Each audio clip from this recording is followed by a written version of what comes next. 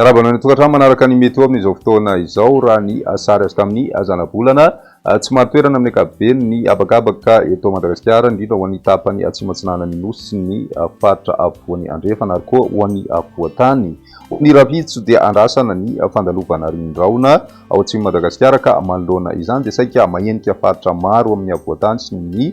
tany atsimo Madagasikara izay fikotanana tsy famarina toeran'ny abakabaka izay. Aorin'izay kosa nefa dia atombanana niverina omaina amin'ny ankapobeny ny andro aloha ankoatry ny any amin'ny tapany atsimo atsinanana rehefa avy eo ny tena ahitana an'izay fa ny maripana kosa indray dia somary efa miakatra ny maripana saika manerana ny nosy ary mety mahatratra any amin'ny 30 degré celsius moa izany indrindra ho an'ny afovoan-tany atao anatin'ny 3 andro ho avy. Toy izao ny toetrany androntsika ho an'ny Rapitso vao maraina dia mety mbola hitoetra ny orana ho an'ny morontsiraka atsimo atsinanana Madagasikara manomboka any amin'ny faritry fitonany zany ka hatrany amin'ny distrikany Taolagnaro. Mandraondraona kosa ny andro ho an'ny ilany atsinanany faritra Moronmania, Vakinankaratra sy ny any amin'ny faritry Mantsihatra ambony ary koa Iorom-Be torak'izay ihany koa ny any amin'ny atotan'ny faritry Melaky sy ny faritry Bongolava amin'ny Rapitso vao maraina be. Ny atoandro mety misava ihany izany ny toetrany androntsika ho an'ny Rapitso tolakandro dia andrasana ny orana tandrifondraona ho an'ny faritry Bongolava ny any amin'ny faritry Vakinankaratra, Moronmania, Mantsihatra ambony, Iorom-Be ary koa ny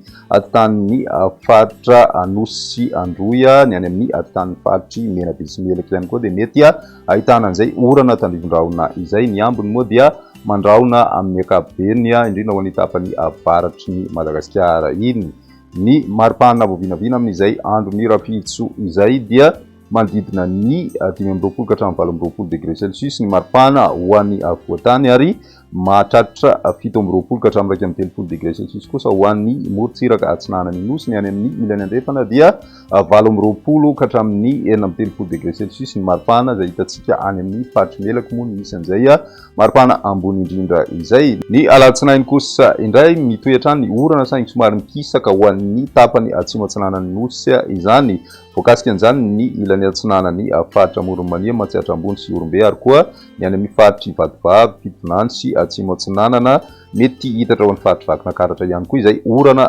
tandrifondraona izay ho an'ny tapakandro arivany alatsinainy moa no mety hitrangana izay. Mandraona kosa ny andro faritry Sava sy ny any amin'ny faritra Ambatsoa, Renalanjorofo ary koa manakaiky ny distrikana Ambilobe sy ny any ambany zany mety ahitana an'izay araona mety ho araina orana tandrifondraona indraindray. Ao anatin'izay ny maripana voavinavina amin'izay andro ny alatsinainy izay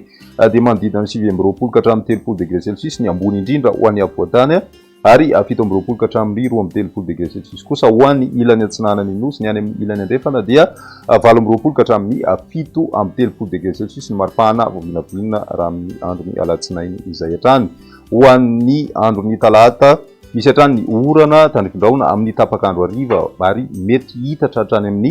faritra Analamanga izay orana izay. Voakasika arak'izany ny faritry Vakinankaratra, Analamanga, ny ilany atsinanany Moronmania, Mantsihatra ambony sy Iorom-Be ary koa ny